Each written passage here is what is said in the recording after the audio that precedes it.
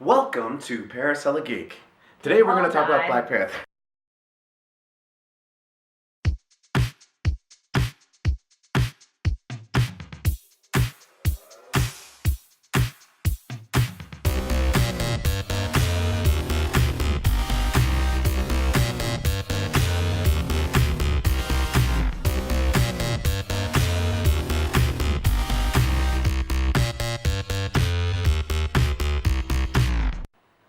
Welcome to Paracella Geek. Today we're going to talk about the Black Panther movie.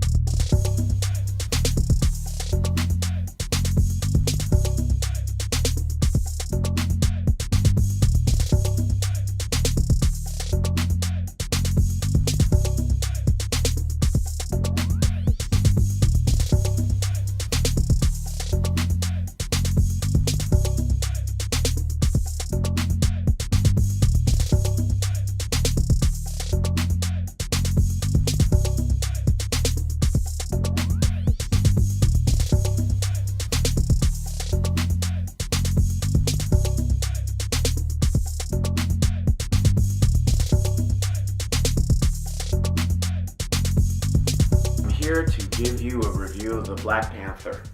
Black Panther was fantastic. I'm going to have two reviews actually. The other review is going to be more thorough, more kind of in-depth, more spoilers and stuff, more my thoughts on the actual plot and stuff. Now, in terms of the Black Panther, what's it about? Well, you probably already heard if you haven't already, but it's all about Wakanda, this country made up of all these tribes that are on this mountain that has this mythical made-up mineral called vibranium, and ultimately the story serves, I would say, as a very blatant allegory for colonization and whatnot. I think it was wonderful in that sense, because it's very rare that we even talk about colonization and the idea of resources in Africa.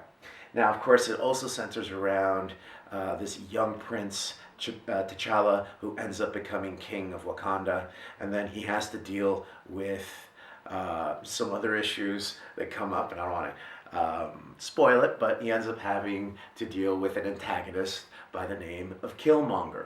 And I like to use the word antagonist because he's much more of an antagonist than a villain per se, because you do sympathize with him to one extent or another.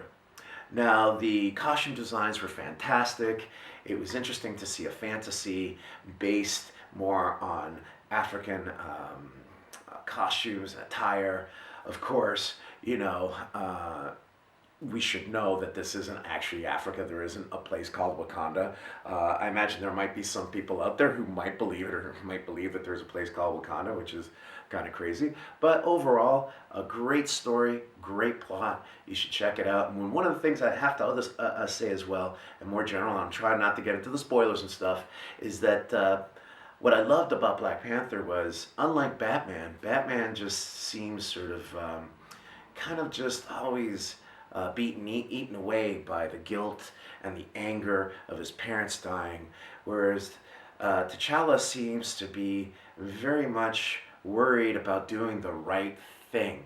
He's a very gentle hero, which is very unusual, I think, in these days where you have Deadpool. Don't get me wrong, love Deadpool, and I love Wolverine, love all those characters, but there's a gentleness of what it's like to be, what it should be like to be a leader. And I can only think of maybe Christopher Reeve's Superman in that sort of type of innocence. And kudos to the whole cast. They did a fantastic job.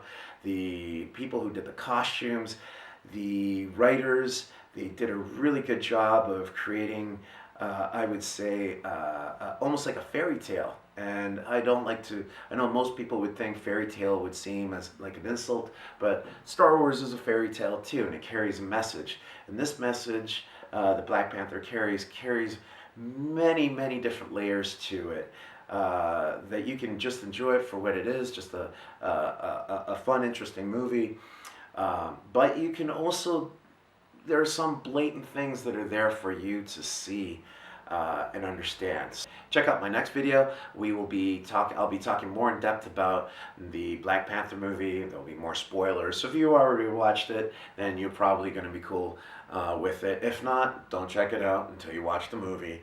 But what I'm going to cover is going to be a little bit more in depth, my thoughts as to what the story meant in terms of psychology and whatnot of the movie, and what kind of allegory it plays with, or allegories, because it was very layered.